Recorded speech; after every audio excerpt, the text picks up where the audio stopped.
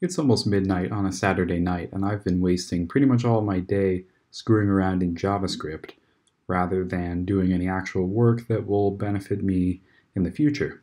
So that's why I'm forcing myself to make my first full final video right now for MA266. We're going to see how long this takes. I'm aiming for under an hour. Maybe we can make that happen.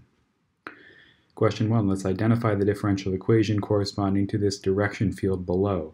Since the slope is only varying with y, you can see, if we draw a horizontal line here where we're varying t and not varying y, we see that for every point along that line, we have the same slope given by that arrow there. What this means is that we're dealing with an autonomous equation, which is an equation that can be put into this kind of form where we have some variable, which is y in this case, its derivative equal to a function of only it as a variable.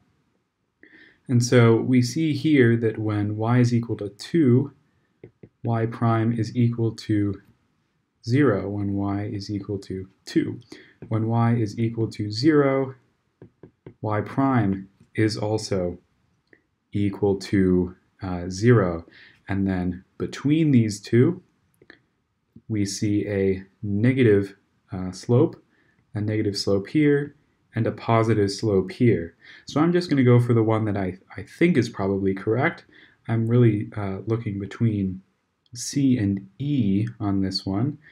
Let's check C. If we plug in, let's say, y equals 10, we would want to see a negative slope.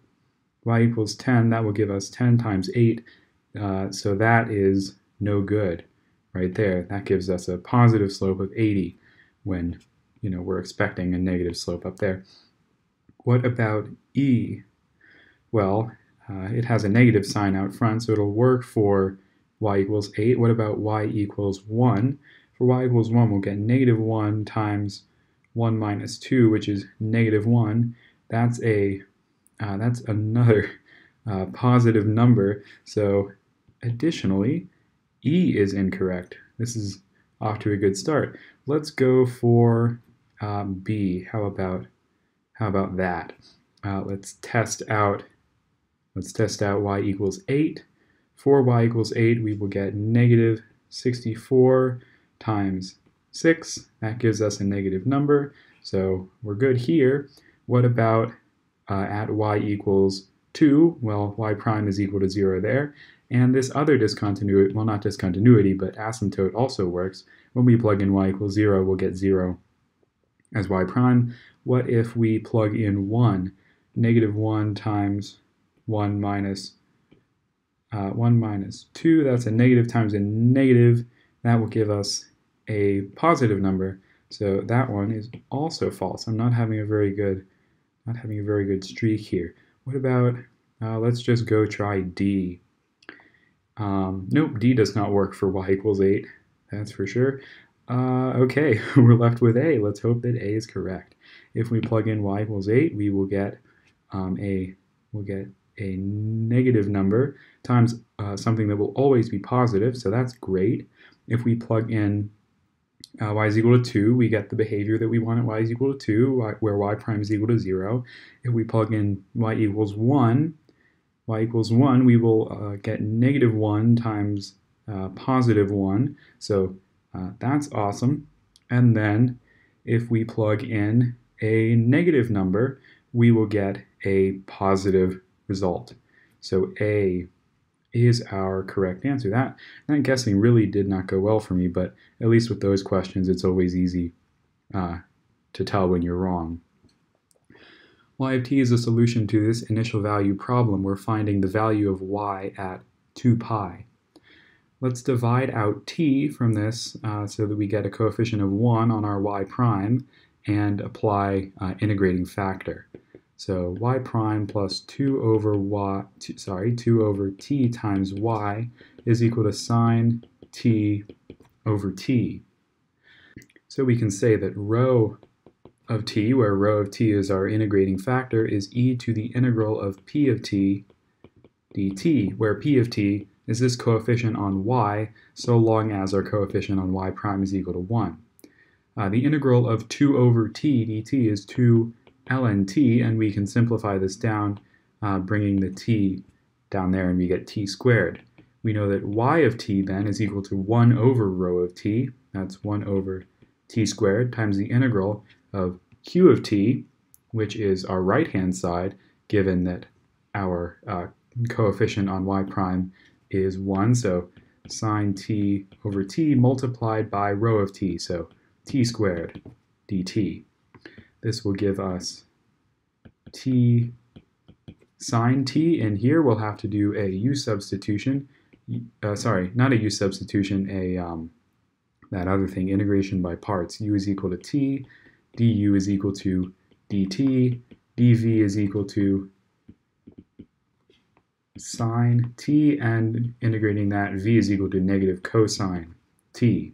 So we can write this, rewrite this integral as y of t is equal to 1 over t squared times uv, so negative t cosine t minus the integral of v du. So we can take both of those negative signs out and get cosine t dt, which is sine t plus c. Evaluating this at pi, we know that this at pi should be 0. So 0 is equal to 1 over pi squared times negative pi times the cosine of pi, so that's positive 1, so we get, sorry, negative 1, so we get positive pi in there, and then that sign will go to 0 and we have plus c. So we see that in order for this to be true, c must be equal to negative pi. And if c is equal to negative pi, if I get this out of the way for some extra room, and we're looking for y at 2 pi, y at 2 pi will just be 1 over 4 pi squared minus 2 pi minus pi. So negative 3 over 4 pi is our answer there. Question 3, let's find the solution to this initial value problem. I was being a little silly the last time I tried to record this, which was about 10 minutes ago my time, in not realizing that this is just a separable equation. So we can multiply y over to the left side and we'll get dy dx times y is equal to 1 minus 2x, and then we'll multiply this dx over times dx. Now we can integrate both sides legally, like that, and we will get y squared over 2 is equal to x minus x squared plus c. Multiplying this side by 2, we get 2x minus 2x squared plus some other c. We could call it c subscript 1 or whatever, but in this case I'll just leave it. And then we'll say that y is equal to plus or minus the square root of 2x minus 2x squared plus c. Now we need to figure out both what this c is and whether we're using the plus or minus side of the square root. Because y at 1 is equal to a negative number, we need a negative here because we can only get a positive value out of our square root. And plugging 1 into the rest of this, we can say that negative 2 is equal to negative square root of 2 minus 2 plus c. And for this to be true, c must be equal to 4. So that gives us answer choice D. 4, we have a salt tank application problem. Our equation for this is dq dt plus r0 over v of t times q is equal to ri ci, where ro and ri are respectively the rates of water coming into and out of our tank.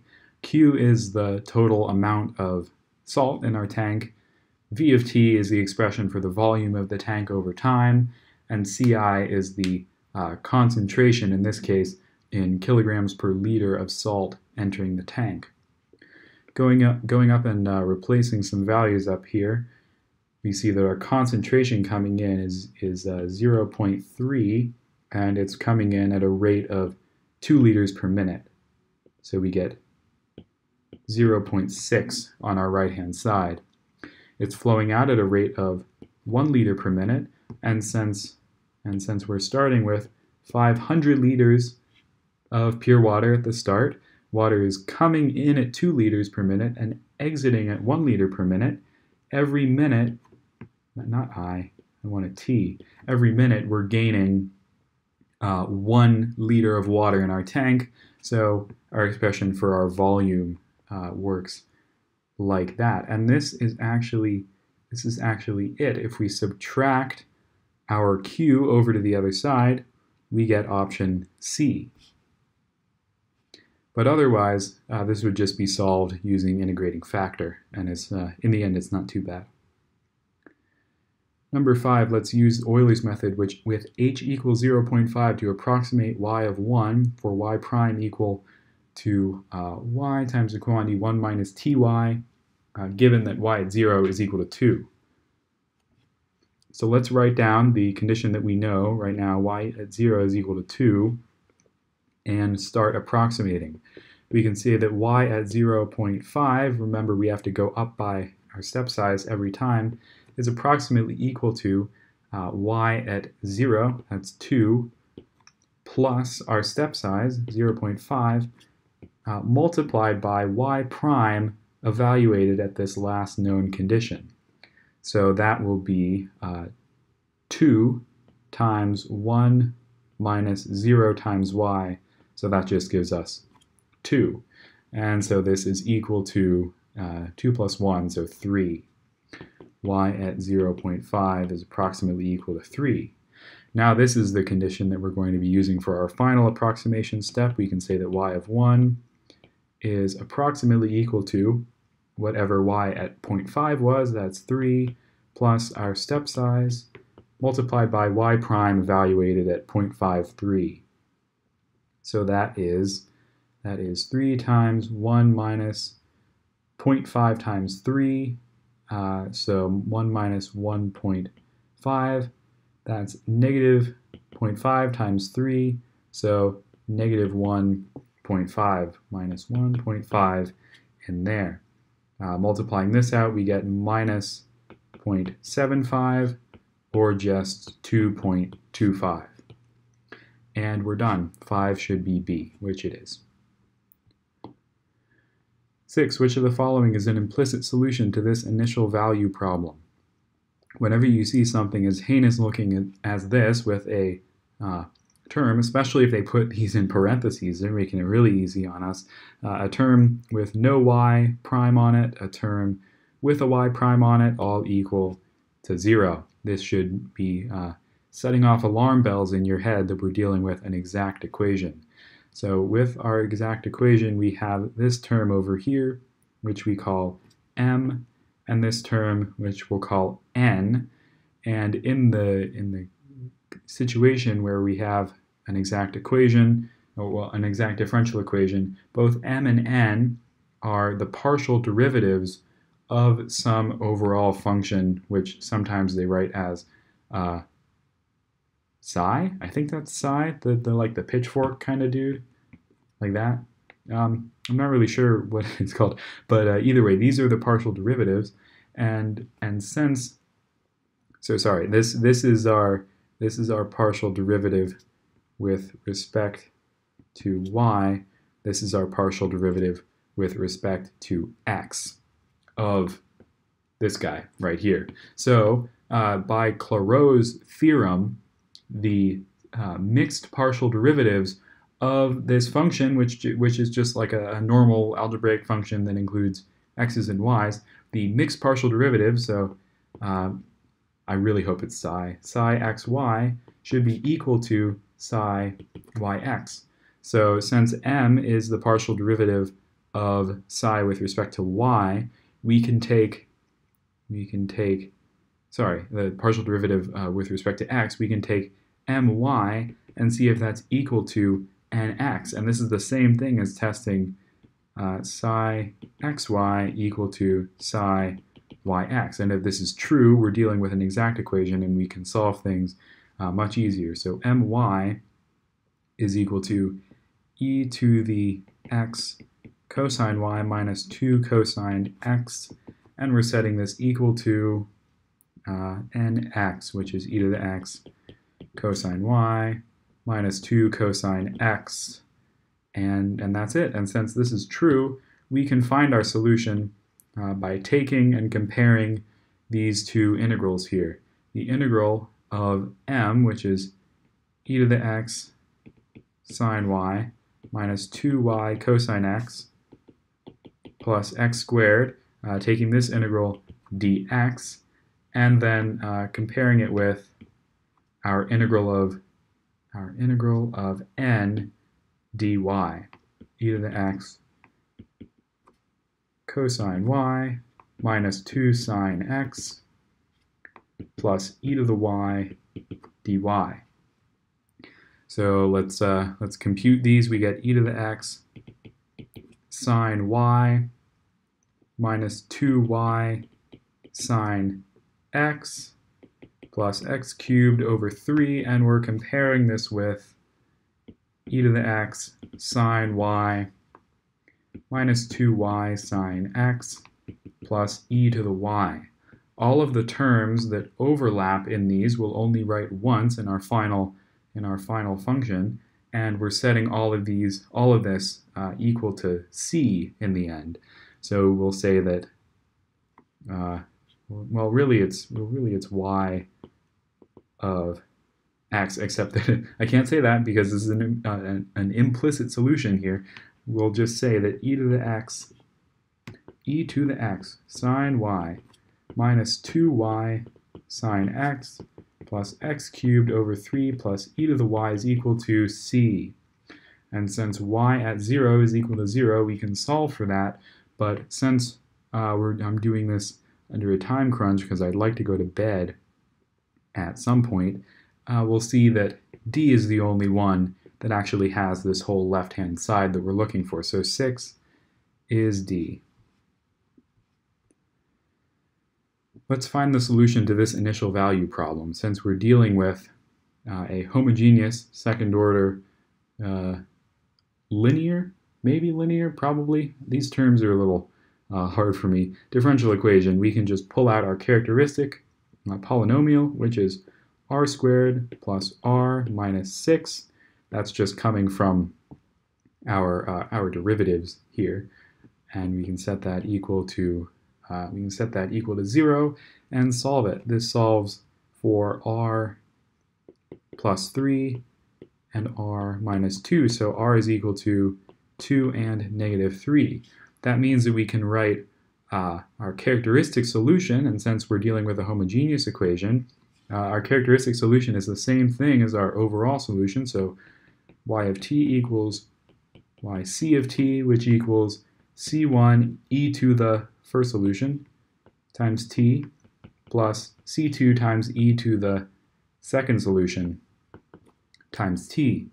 And since we're given these two initial conditions, we should be able to solve for these. We'll set 0 equal to c1 plus c2 because both of our e terms will go to 0, and then taking our derivative here, y prime of t is equal to 2c1 e to the 2t minus 3c2 e to the negative 3t. And so y prime at 0, which we know to be 0, is, I'll write it down here, 0 is 2c1 minus 3c2. And sorry, this is not equal to 0. I just misread, and it's equal to 5. So using these two equations, I'm going to set up a little augmented matrix, 1, 1, 0, and 2, negative 3, 5, where here's our C1 column, our C2 column, and then what they're equal to. And we'll subtract two row 1s from row 2. That gives us 0 and negative 5, so we can simplify this to 1 and negative 1. Subtract here, and we see that C1 is equal to 1 and C2 is equal to negative 1. So we get e to the 2t minus e to the negative 3t.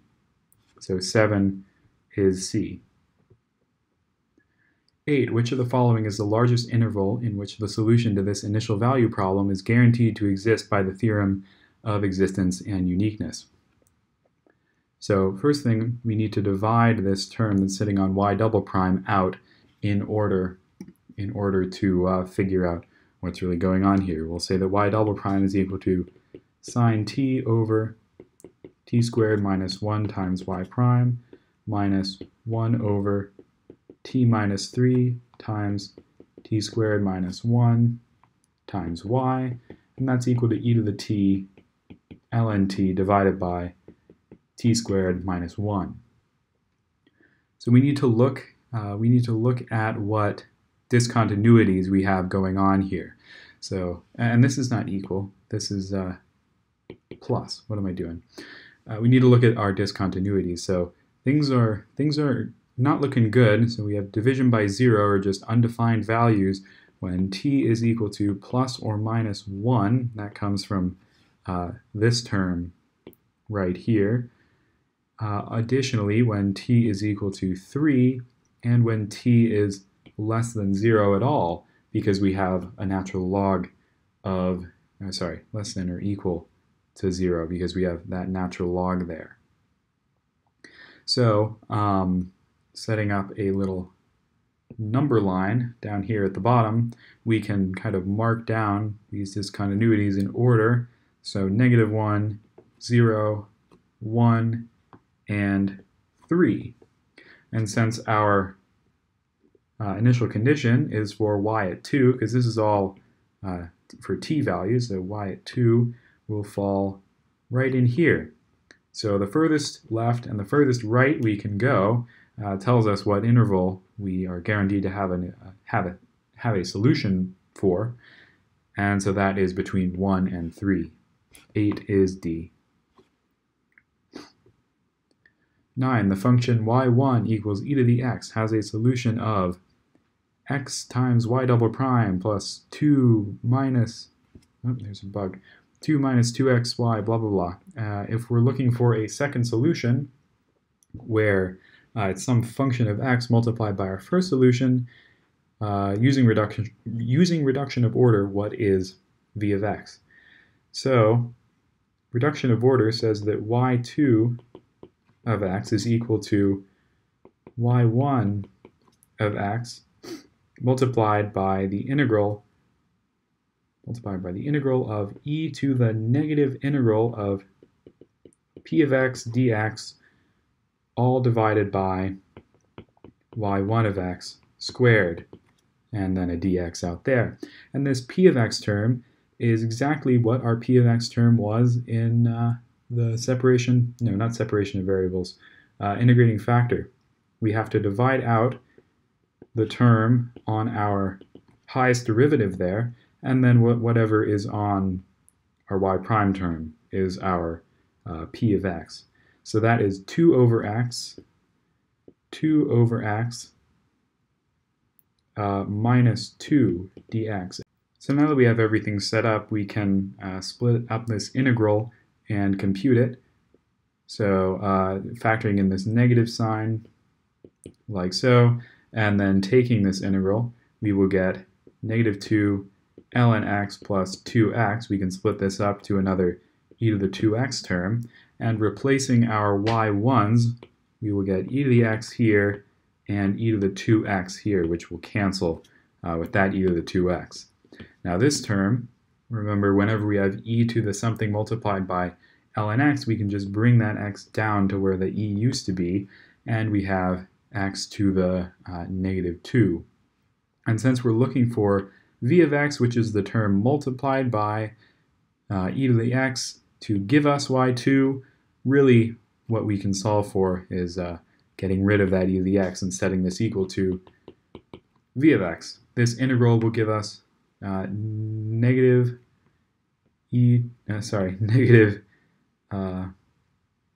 x to the negative first power is v of x, and since these terms can be multiplied by any constant and really we do have a plus c in here, but since they can be multiplied by any constant, it doesn't matter what term is out here, whether it's a -1, a 1, a 7, or anything, because one possible solution for this is just positive x to the -1 if the eventual constant that we add onto it is a -1 on here. So B should be our solution for number 9. 10, we have a spring mass system set in motion, and with its motion determined by this initial value problem. We're looking for the amplitude of that motion. So solving our characteristic equation, r squared plus 100 is equal to 0, we see that r is equal to plus or minus 10i. That means that we can write u of t as c1 cosine 10t plus c2 sine 10t. And that the amplitude of this motion, which is a sum of two sine and cosine waves here, will be the square root of c1 squared plus c2 squared. There's our amplitude there. So using these two initial conditions, we should be able to solve for these relatively quickly. We can find, this is kind of in the way, I'm going to move this up. We can find u prime of t and see that that is -10 c1 sine of 10t plus 10, there's a bug. Ugh. I opened my windows today because it was nice and some bugs got in. Plus 10c2 cosine 10t. So plugging in u at 0, we see that this is equal to 1, so that's just c1 because the cosine of 0 will be 1, the sine of 0 will be 0, and that u prime of t is -10, and we can set that equal to whatever's on the cosine term over here, which is 10 c2. As a result, c2 is equal to -1 and c1 is equal to 1. So our amplitude is the square root of -1 squared plus 1 squared, or just root 2. 10 is E. The homogeneous differential equation given there has two solutions given there. Using the method of variation of parameters, we're finding the general solution to this non-homogeneous differential equation. The method of variation of parameters says that y of t is equal to -y1 times the integral of y2 times f of t all over the Wronskian of y1 and y2 dt plus y2 times the integral of y1 times f of t all over the Wronskian dt, where the Wronskian is just the determinant of the matrix formed by our two fundamental solutions, so t squared and t cubed, and their derivatives, 2t and 3t squared. This gives us 3t to the fourth minus 2t to the fourth, or just t to the fourth. So we can go replace all of those terms there. Additionally, this f of t term is whatever is on our right-hand side of our non-homogeneous equation, as long as the coefficient on y double prime is 1. So we have to divide that t squared out of everything, and we'll see that f of t is equal to t. So I can replace both of those up there. And this is actually one of the least scary variation of parameters questions that they can or have given us in the past. It's really scary when we get, partial, either like partial fractions or integration by parts to deal with. That's Calc 2 stuff. We're too dumb for that now. So good thing we only get 1 over t to the some power, because we can replace our y1s and y2s with what we already know, and we are ready to go. Our y1s are t squared, so t cubed over here, and this will just become 1 over t, And then these y2's are t cubed. So this becomes 1.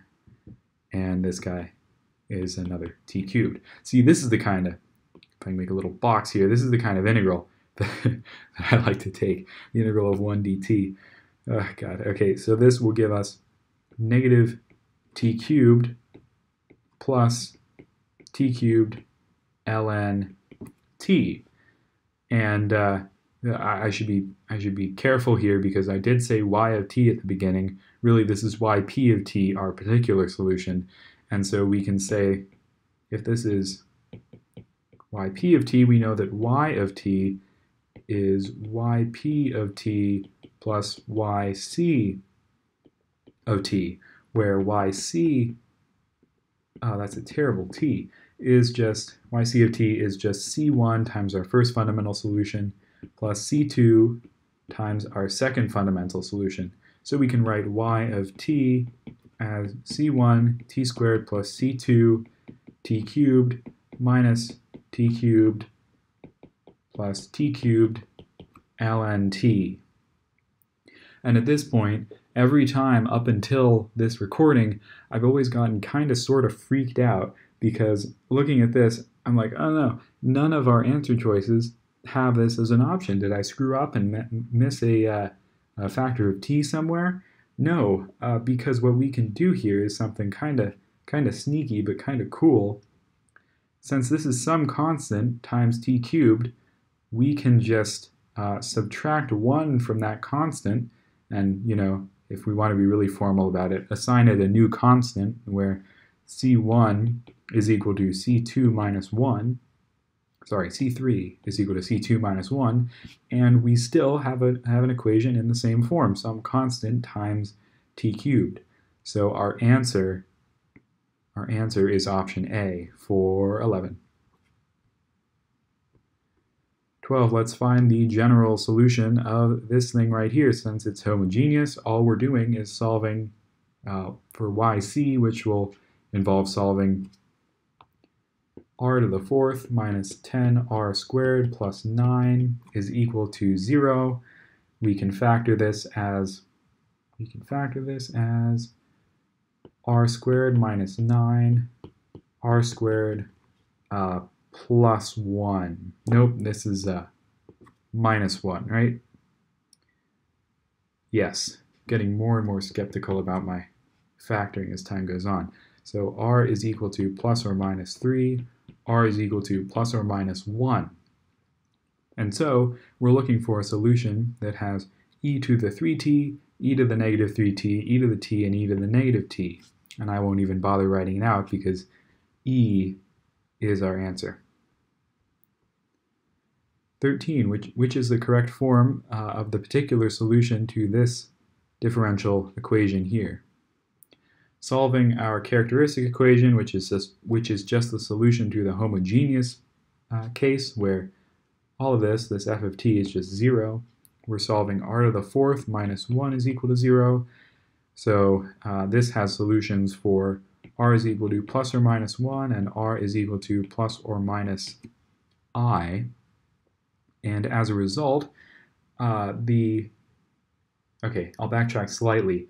The particular solution guess that we would like to make, if we didn't have any overlap with our with the components of our characteristic solution, would just be a plus bt plus c, because remember we have to split up this t to the 1st power into some constant times t to the 1st power, and then some constant times t to the 0th power times e to the negative t plus d sine t plus e cosine t, because remember our sines and cosines always come in conjugate pairs.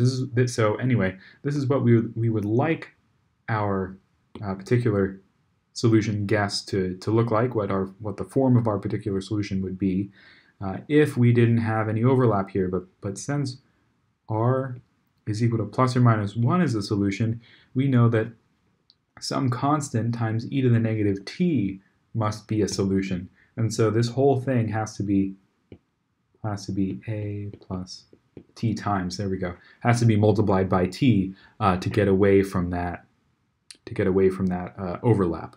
Additionally, because plus or minus I is a solution, we will have a constant times sine and a constant times cosine, so both of these guys also need to be multiplied by t.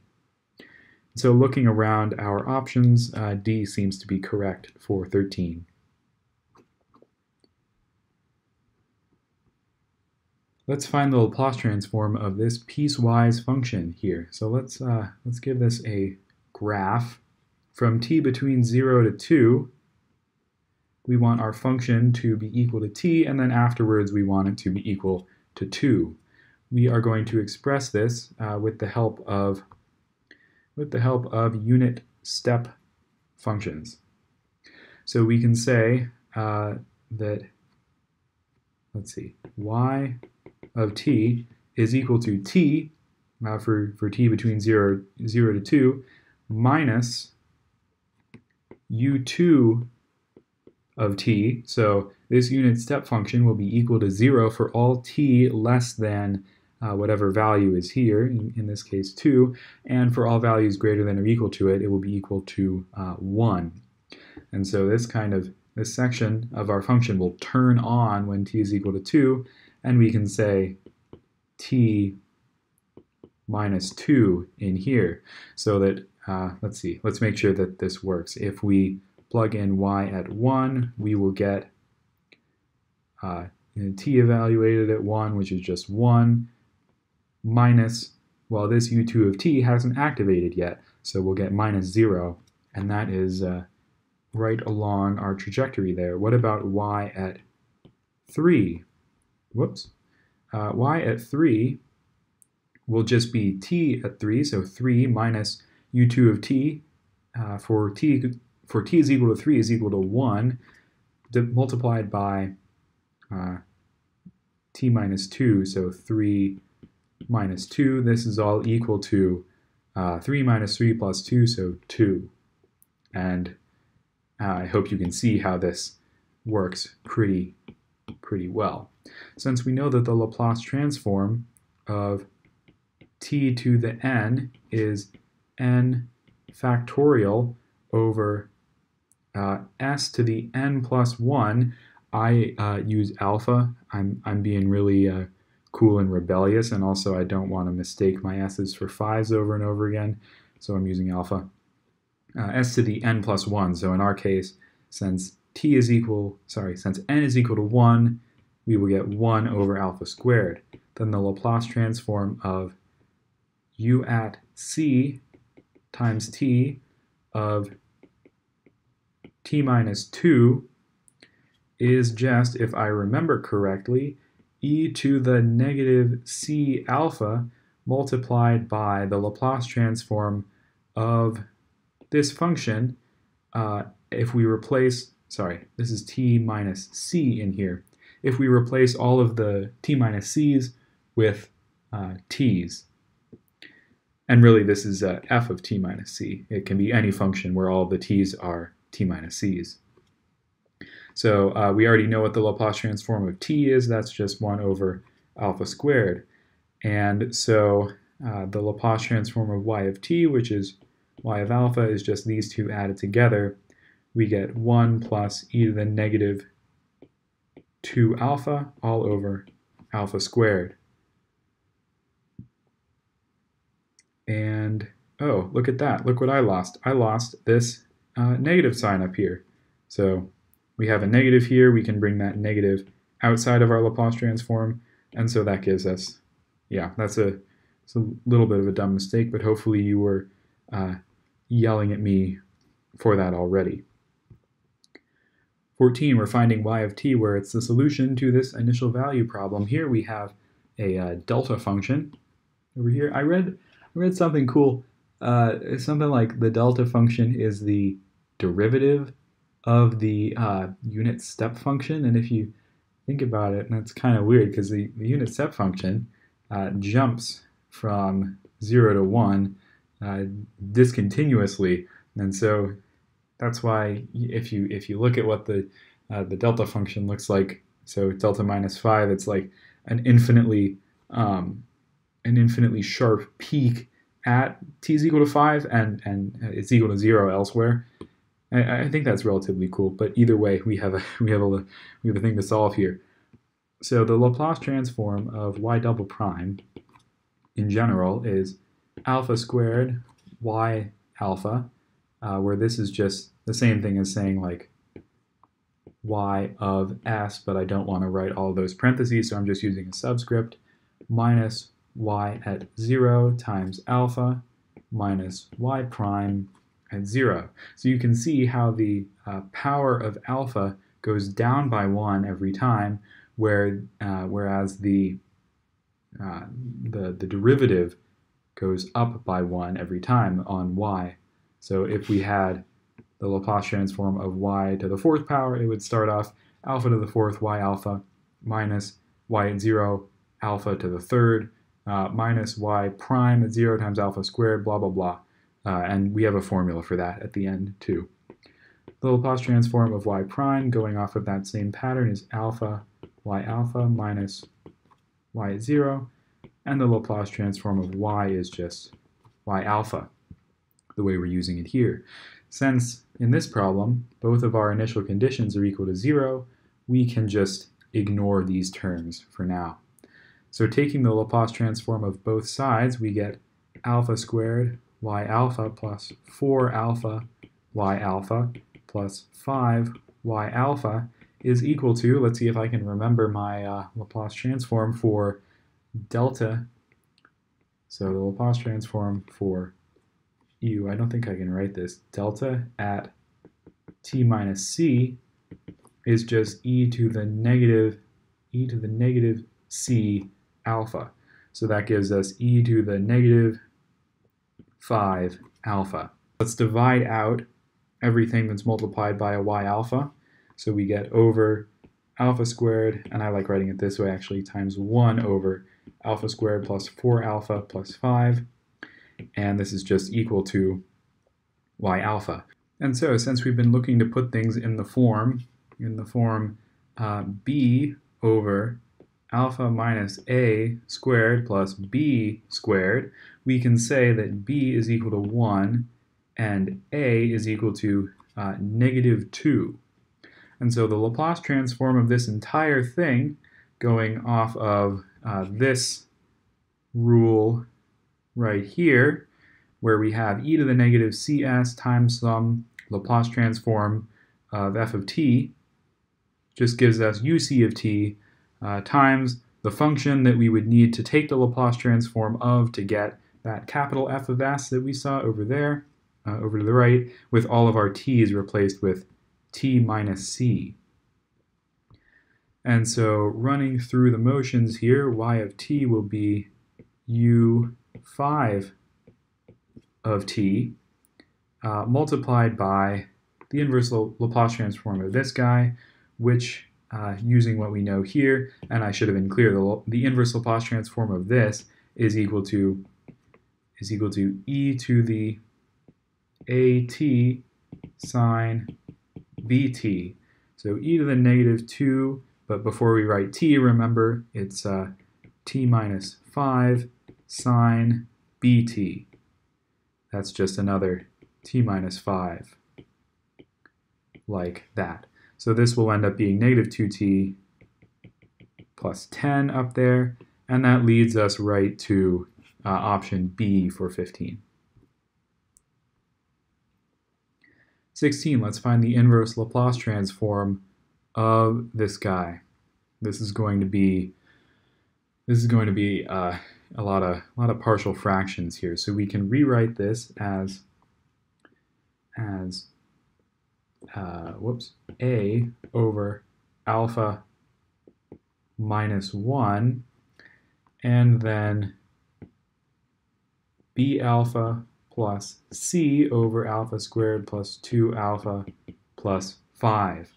Multiplying this entire denominator up into everything on our right-hand side, we can say that alpha plus 7, our numerator up here, is a alpha squared plus 2a alpha plus 5a, and then we got a FOIL, plus b alpha, and I'll write it a little nicer, b alpha squared plus c alpha minus b alpha minus c. Okay, we can set up 3 individual equations based off of this, setting our coefficients on alpha squared, alpha, and our constants equal to each other. And I will skip a little bit and just go straight to writing this in matrix form. So because a alpha squared plus b alpha squared equals 0 alpha squared, we can, if we have a column for a, b, c, and what they're equal to, we can say that 1a plus 1b plus 0c is equal to 0. Additionally, since 2a alpha minus 1b plus 1c is equal to 1, we can put that down as a line. And finally, that 5a plus 0b minus 1c is equal to 7. And using this matrix, if I copy it over just in case I make any mistakes, we should be able to solve for a, b, and c. Subtracting 2 row 1s from row 2, we will get 0 and negative 3, and subtracting 5 row 1s from row 3, 0, negative 5. Multiplying row 2 by 5, we will get negative 15, 5, and 5. And then let's subtract 3 row 2s from 3 row 3s from row 2. That will give us 0, 8, and 5 minus 21, which will be negative 16. 5 minus 21. Does that check out? Yes, I think that does. So we can simplify this down to 1 and negative 2, add it to row 3. That gives us 0 here and 5 here, so we can simplify this to 1 and negative 1, and then subtract row 3 from row 1, we'll get 0 and 1. So now that we know our values for a, b, and c, we can copy over this equation. Oh, and I already have those plugged in, and we should be able to put this in a form that we can take the Laplace transform of easily. So 1 over alpha minus 1 is a form that we're perfectly happy with. We'll leave that for now because we can use the fact that the inverse Laplace transform of 1 over alpha minus a is equal to e to the alpha t. No, sorry, not alpha t, e to the st. No, e to the at. There we go. It's complicated. Okay, and then this second one we're almost happy with. We can factor that negative sign out and rework this to be alpha plus 1 over alpha plus 1 squared plus 2 squared. That works. And then we have, and I'm doing a couple steps in one here, plus 1/2 times 2 over alpha plus 1 squared plus 2 squared, like that. And it may seem like, okay, we just did a lot at once, but really all I'm doing is trying to put things into the form that our formulas will take for the inverse Laplace transform of something equal to e to the at cosine bt and e to the at sine bt. So our a value for both of these is just whatever this guy is. In our formula, this will be alpha minus a squared. So for us, a is equal to 1. And then b is just equal to whatever is squared here, which is 2. So, oh, sorry, a is negative 1 because it's alpha minus a squared. And then b is 2. So we can take all these inverse Laplace transforms at once and reference the table if you're doubting any of this, and we will get e to the t minus e to the negative t cosine 2t minus 1/2 e to the negative t sine 2t, which, well, there's the failed attempt exposed. That leads us directly to option B.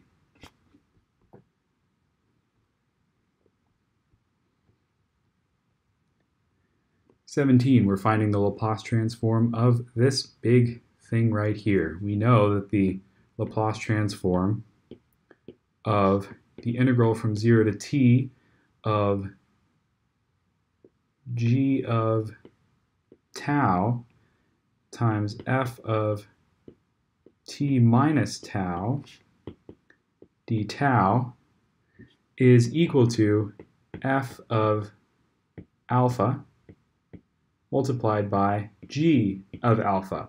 So all this is saying is that we can just undo this minus tau in here and take the Laplace transforms of each of these separately and multiply them together, and we'll have our answer. So our function g of tau is just right there, everything that doesn't have a t minus tau in it. So g of t we can say is t squared e to the negative t, and then f of t is sine pi t, removing that negative tau. So taking our Laplace transforms, the Laplace transform of t squared e to the negative t will just be the same thing as the Laplace transform of t squared, but we'll replace all of the t's with t plus whatever constant is multiplied by negative t up here. So that will give us 2 factorial, so 2 divided by t plus 1 to the 2 plus 1 power. And that's just a formula that you can get from the back. And then this sine pi t will become pi over sorry, and this is an alpha. Whoops. Pi over alpha squared. I need this is upsetting. I need to go look. A over, yeah, okay, that's what I thought. Alpha squared plus pi squared. So multiplying these together, we will have our answer, which is 2 pi times, yeah, that quantity s minus 1, s plus 1 squared times s squared plus pi squared. 17 is E. 18, let's find the values of k for which the solutions to x prime equals ax spiral into the origin as t approaches infinity. So if we're looking for inward spiraling behavior, we want eigenvalues which have a negative real part and a conjugate imaginary part. Doesn't matter what coefficient is on that I. So solving for our eigenvalues, we are solving the determinant of a minus lambda I, negative 2 minus lambda, multiplied by negative lambda plus k is equal to 0. Lambda squared plus 2 lambda plus k is equal to 0, applying our quadratic formula. Negative b over 2, so negative 1 plus or minus the square root over 2 of b squared, so 4, b squared minus 4 times a times c, or 4k. We'll get an imaginary value here whenever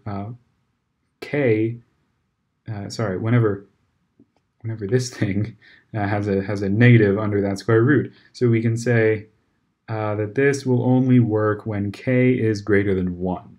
When k is greater than 1, we'll be subtracting a value greater than 4 from 4, and that will do it for us. So b k is greater than 1 for 18.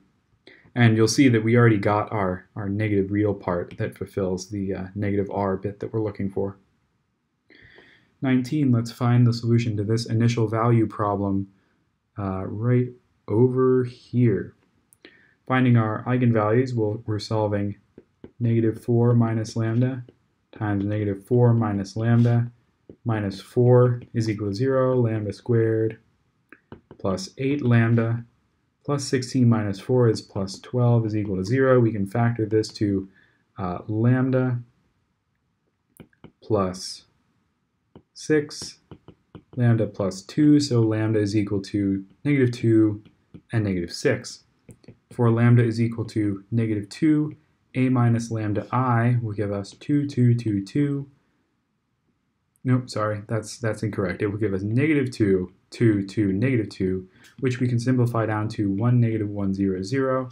And since this says that x1 is equal to x2, if we move that if we move that x2 over to the other side, we get an eigenvalue of an eigenvector of 1, 1 out of that. For lambda is equal to negative 6, a minus lambda I gives us 2, 2, 2, 2. Simplifying to 1, 1, 0, 0.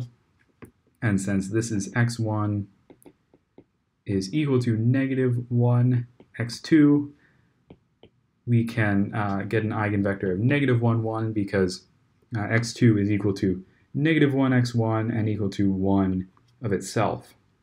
This means that we can write x of t as c1 v1 e to the lambda 1t plus c2 v2 e to the lambda 2t e to the negative 6t. There we go. And applying our initial value, x at 0 is 1, 0. We can write 1, 0 is equal to c1, 1, 1 plus c2, negative 1, 1. I'll set up a little matrix for this. 1, 1, negative 1, 1 is equal to 1, 0. And let's subtract row 1 from row 2.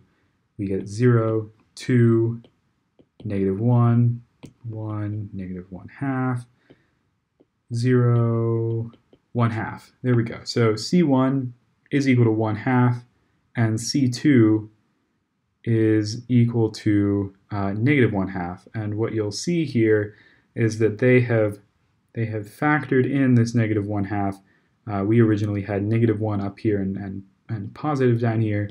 They have flipped that. So trying to trick us a little bit there, but E is our correct answer for number 19. Let's find the set of fundamental solutions, and since we're seeing things multiplied by t, we can guess that we're going to have multiple repeated eigenvalues. So let's solve for those. 1 minus lambda, negative 7 minus lambda, plus 16 is equal to 0, lambda squared plus 6 lambda, minus 7 plus 16 is plus 9 is equal to 0. Oh, there are repeated eigenvalues. Lambda plus 3 squared is equal to 0. Lambda is equal to negative 3 with a multiplicity of 2. Writing out a minus lambda I for lambda equal to negative 3, we get 4, negative 4, 4, negative 4, which simplifies to 1, negative 1, 0, 0, and we get our eigenvector of 1, 1 out of that. Now, since we have a repeated eigenvector, our solution will be x of t is equal to c1 v1 e to the lambda 1t plus c2 times this whole thing, v1, which is still 1, 1, multiplied by t, plus our generalized eigenvector, all multiplied by e to that same lambda 1t. So this generalized eigenvector is found by taking a minus lambda I for 4, negative 4, negative 4, and setting it equal to our first eigenvector, 1, 1. And solving this in the same way that we did, we're looking to get it into this same form here that we used to solve for our first eigenvector. So setting our second row to 0 using by subtracting our first row from it, we'll get 0, 0, 0. And then dividing our first row by 4, we get 1, negative 1, 1 over 4. And since these 4 entries here are equal to the 4 entries on the left here, our generalized eigenvector is what we have on the right, which is 1/4 and 0. So that that means that our three fundamental solutions are our three individual terms multiplied by some constant here. So we have gotten 1 e to the, oh, and I wrote 3t when all of these are actually negative 3t. Whoops, sorry about that. But our eigenvalue is negative 3, so that's my bad. There's our first solution. Then we have 1 t e to the negative 3t and our 4 e to the 3t. So C should be it for 20, and it is. Okay, well, look at that. I got it done at exactly 1 a.m. When I edit this up, it should be less than an hour, and that's pretty cool, and I'm gonna try to get to sleep early tonight, and so should you.